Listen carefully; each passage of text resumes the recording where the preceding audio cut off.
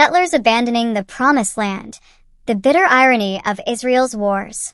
Each time Israel ignites a war in a region, the first to run from the so-called Promised Land are precisely those it was promised to.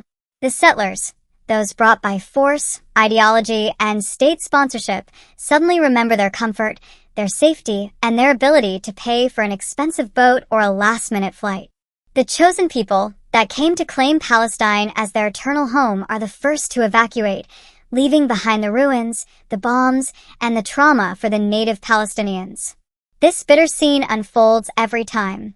As soon as the first alarm rings and the first retaliation arrives, the brave settlers, those brought from across oceans and continents, queue for the ports and airports.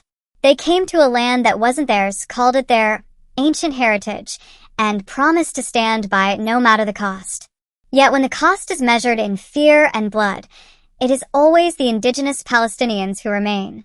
Always the Palestinians bury their dead, rebuild their homes, and cling to the land that was always theirs. It's hypocrisy laid bare. Settlers live by a borrowed identity, flaunting a heritage that doesn't belong to them, preaching permanence and belonging until the moment the sound of air raid sirens reminds them that their claim rests upon dispossession and violence. Suddenly, the Promised Land is no longer worth dying for, only worth escaping from. Meanwhile, for the Palestinians, this land is not a matter of choice, but of belonging. They have no second passport, no boat to run to, no next flight out. They stay because this land is the soil that gave birth to their fathers and mothers, the place where their children have no future except the one they build upon its ruins. The lesson is brutal and unmistakable.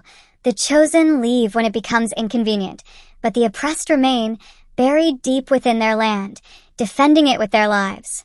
No more myths, no more fairy tales. The reality is raw, and it speaks the truth louder than any propaganda campaign. Free Palestine. The land belongs to its people, and its people have nowhere else to go.